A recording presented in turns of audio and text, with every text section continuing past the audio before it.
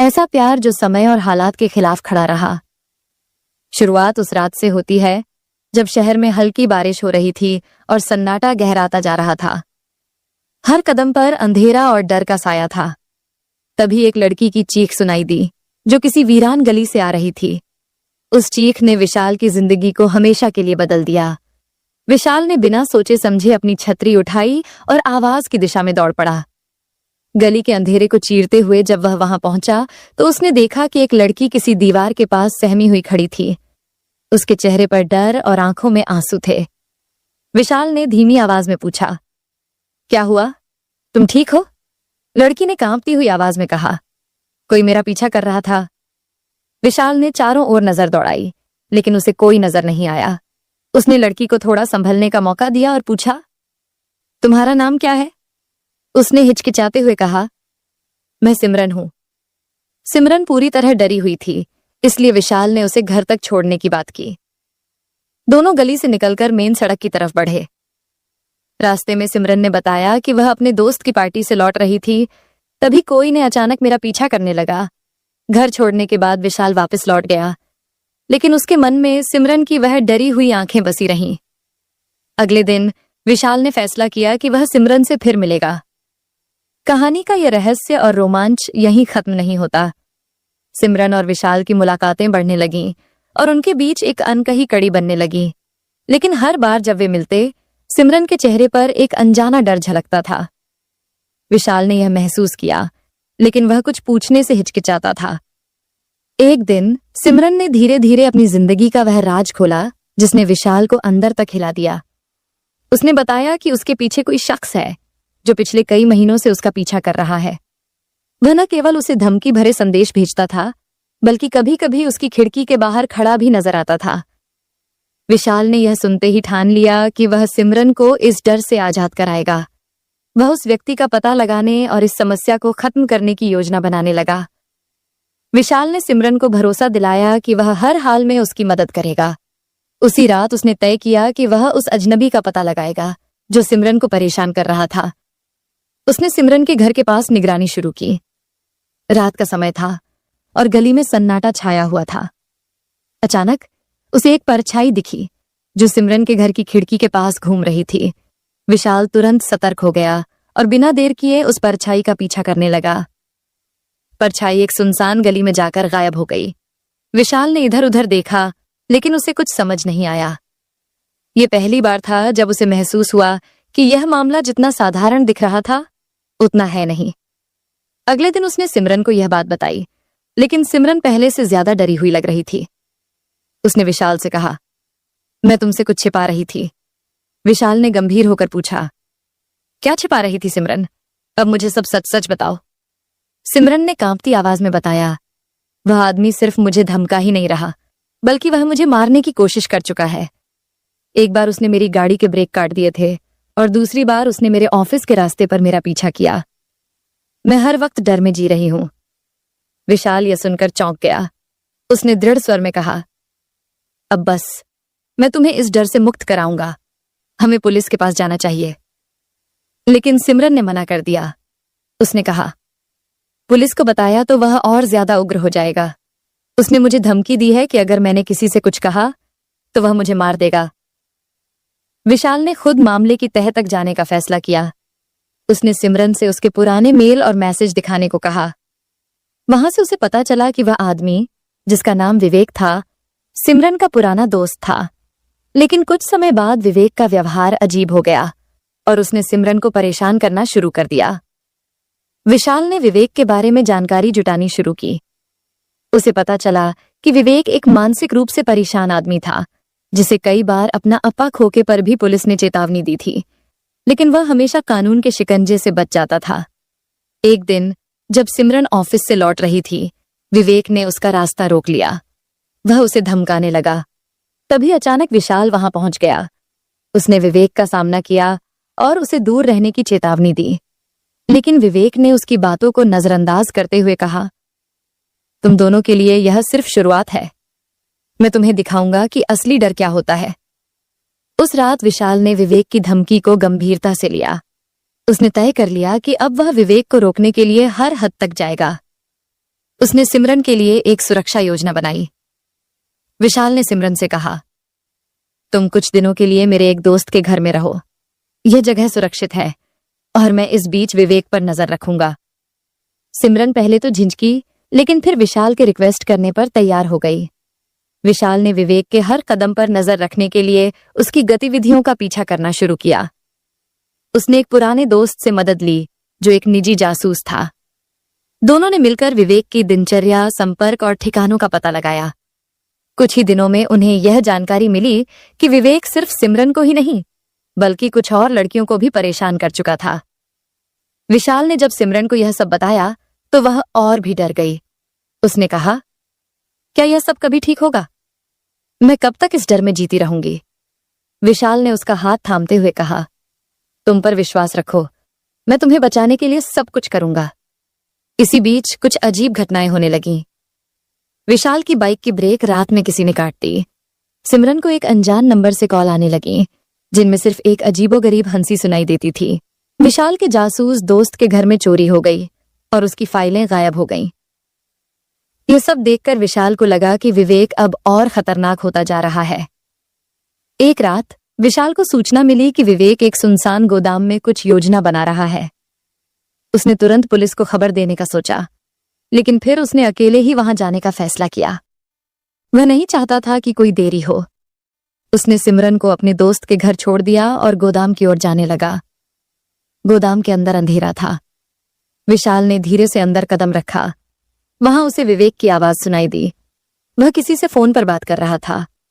विवेक कह रहा था, इस बार मैं कोई गलती नहीं करूंगा। सिमरन को हमेशा के लिए खत्म कर दूंगा ताकि वह किसी और की न हो सके। विशाल का गुस्सा 7वें आसमान पर था। उसने विवेक का सामना किया और कहा, अब तुम्हारा खेल खत्म हुआ। विवेक हंसते हुए बोला, क्या तुम अकेले मुझे रोकने आए हो? तुम नहीं जानते मैं कितना खतरनाक हूं। दोनों के बीच एक जबरदस्त लड़ाई हुई। विवेक ने पहले से गोदाम में कुछ इंस्ट्रूमेंट रखे थे, लेकिन विशाल ने अपनी सूझबूझ से उसे मात दी। आखिरकार पुलिस भी मौके पर पहुंच गई। विवेक को गिरफ्तार कर लिया गया। सिमरन और विशाल ने राहत की सांस ली। अब विशाल का डर भी खत्म हो चुका था, लेकिन इस घटना ने उनकी जिंदगी को बदल दिया था। अब वे जानते थे कि प्यार सिर्फ खुशियों का नाम नहीं है, बल्कि यह एक दूसरे के लिए संघर्ष करने और हर मुश्किल से लड़ने का साहस भी देता है। कुछ महीनों बाद विशाल ने सिमरन को एक खूबसूरत जगह पर ले जाकर प्रपोज किया। सिमरन की आंखों में आंसू थे, लेकिन वह खुशी के आंसू थे, और सिमरन ने विशाल का प्यार खुशी खुशी स्वीकार कर लिया। तो दोस्तों, प्यार में सिर्फ रोमांस नहीं होता, बल्कि साथ में खड़ा रहने का वादा, हर मुश्किल का सामना करने का हौसला और एक दूसरे के लिए जीने मरने का जज्बा होना चाहिए। कैसी लगी आपको ये कहानी? कमेंट बॉक्स में जरूर बताएं और इस चैनल को सब्सक्राइब करना ना भूलें। ऐसी मजेदार कहानी के लिए मिलते हैं दोस्तों, जल्दी। आज एक ऐसी आपको मैं नई एक कहानी 22 के साल साथ। के लड़के की कहानी सुनाने जा रही हूँ, जो कि एक सेठ आदमी के यहाँ पर नौकरी करता था। उसके मम्मी पापा इस दुनिया में नहीं है। लड़के की जिंदगी बड़ी परेशानी में चल रही थी। वह सेठ के पास जाता था, रोजाना पैसे कमा करके घर आता और खाना बनाकर खाता, फिर सो जाता। एक दिन उसने देखा कि एक बूढ़ा आदमी अपनी पीठ पर 3 गठरी लेकर एक शहर से दूसरे शहर की ओर जा रहा था। वह आदमी काफी बूढ़े भी थे और काफी देर से वह यूं ही चलकर सफर कर रहे थे, और आखिरकार कुछ दूर और सफर करने के बाद वह चलते चलते थक हार कर एक पेड़ के नीचे बैठ गए। तभी उनकी नजर एक नौजवान लड़के पर पड़ी जो उसी रास्ते से जा रहा था, और वह भी उसी रास्ते में जा रहा था जिस रास्ते में उन बूढ़े आदमी को जाना था। तभी वह लड़का उन बूढ़े आदमी के पास से होकर गुजरा। इस पर वह बूढ़ा आदमी उस लड़के से कहते हैं, सुनो बेटा, क्या तुम मेरी थोड़ी सी सहायता कर सकते हो? यह गठरी बहुत भारी है और मैं बूढ़ा हो चुका हूँ। मैं ज्यादा टाइम तक इस गठरी का बोझ नहीं उठा सकता और मैं बहुत थक भी चुका हूँ। तो क्यों ना तुम मेरी एक गठरी को ले लो और मुझे दूसरे गांव तक पहुंचा दो। इसके बदले में मैं तुम्हें एक सोने का सिक्का दूंगा। लड़का उन बूढ़े आदमी की सारी बातें सुनता है और उन बूढ़े आदमी से कहता है, कोई बात नहीं बाबा, मैं आपकी सहायता करने के लिए तैयार हूँ। कहिए, आपको कहाँ जाना है? ऐसा कहकर लड़के ने उन बूढ़े आदमी की एक गठरी उठाकर और अपने कंधे पर ले ली। और तभी उस लड़के को यह एहसास हुआ कि यह गठरी तो सचमुच बहुत भारी है। वह लड़का और बूढ़ा आदमी दोनों रास्ते में आगे की ओर चल पड़े। कुछ दूर आगे चलने के बाद देखते ही देखते वह एक गांव को पीछे छोड़कर आगे बढ़ने लगे और अब एक सुनसान रास्ता आगे की ओर जा रहा था। वे दोनों अपने रास्ते में मस्त होकर आगे की ओर बढ़ रहे थे, जैसे मानो वह भीड़ से पूरी तरह से अलग हो गए। तो लड़का उन बूढ़े आदमी से कहता है, बाबा इस गठरी में आखिर ऐसा क्या रखा है जो यह गठरी इतनी भारी है? इस पर वह बूढ़ा आदमी उस लड़के को जवाब देते हुए कहते हैं, कुछ नहीं बेटा, बस इसमें तांबे और सोने के कुछ सिक्के भरे हुए हैं। इसी कारण यह गठरी में बहुत वजन है। उन बूढ़े आदमी की यह बात सुनकर वह लड़का मन ही मन सोचने लगता है, यह बाबा जरूर कोई बड़े व्यापारी है, तभी तो इतने सारे तांबे और सोने के सिक्के लेकर चल रहे हैं। और फिर तभी उसके मन में एक ख्याल आया कि मुझे क्या करना है। मुझे तो खाली यह गठरी दूसरे गांव तक पहुंचाना है, बस इतना ही। जैसे ही उसके मन में यह ख्याल आया, उसने तांबे और सोने के सिक्कों का वह ख्याल मन से निकाल दिया और अपनी धुन में मस्त होकर वह आगे की ओर चलने लगा। चलते चलते कुछ और समय बीतता गया और वे दोनों एक नदी के किनारे जाके पहुंचे। वह लड़का हट्टा कट्टा था और काफी मस्त और तंदुरुस्त भी था, इसलिए वह बिना सोचे समझे उस नदी में उतर जाता है। किंतु वह बूढ़ा आदमी अब भी किनारे पर ही खड़े थे। इस पर वह लड़का उन बूढ़े आदमी से कहता है, क्या हुआ बाबा?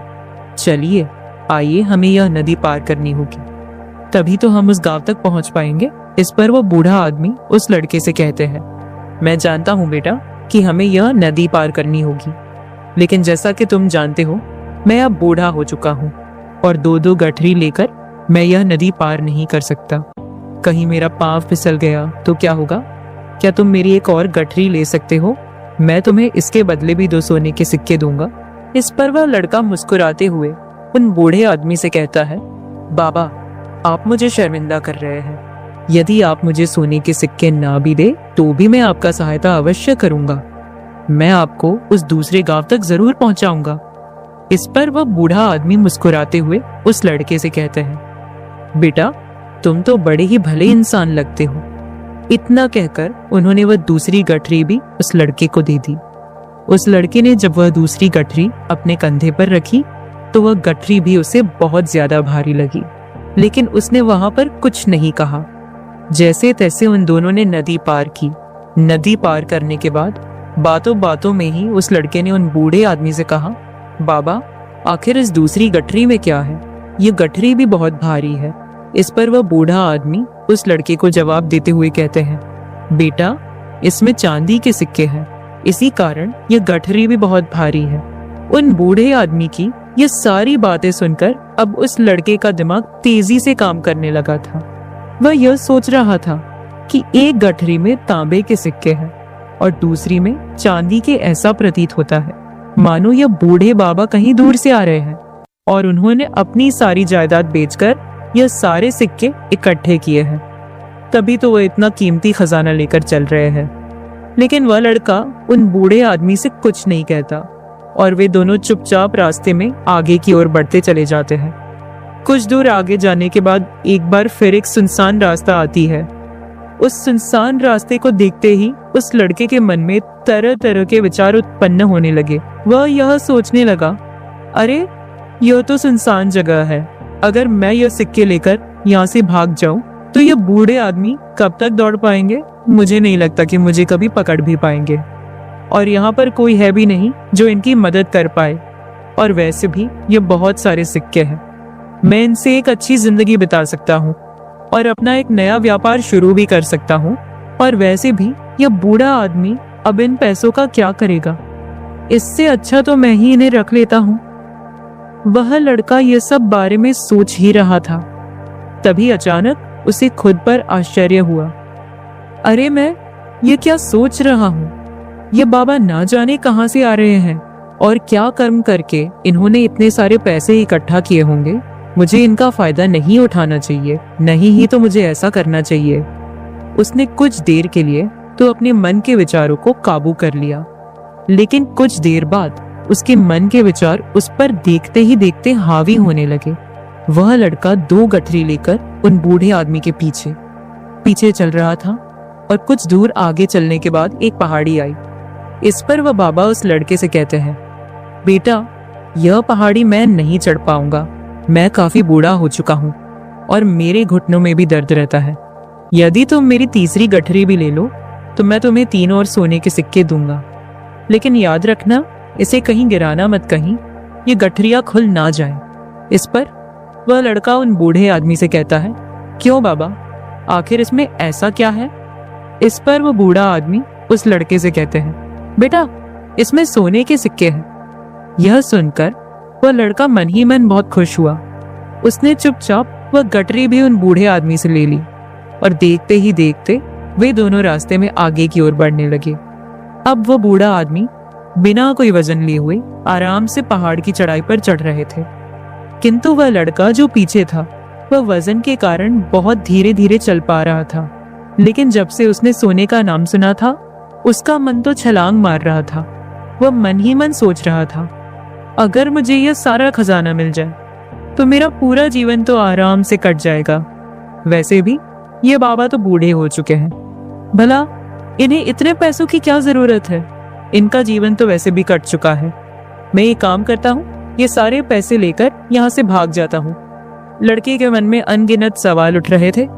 लड़के का मन अब उसकी बुद्धि पर पूरी तरह से हावी हो चुका था और उस लड़के का मन अपनी बात को सही साबित करने के लिए उससे कुछ भी कह रहा था। और तभी उस लड़के के मन में एक और विचार उत्पन्न हुआ और अब की बार वह लड़का यह सोच रहा था, लगता है यह बूढ़े बाबा को चोर तो नहीं है, वरना इनके पास इतने सारे स्वर्ण मुद्राएं कहाँ से आएंगे?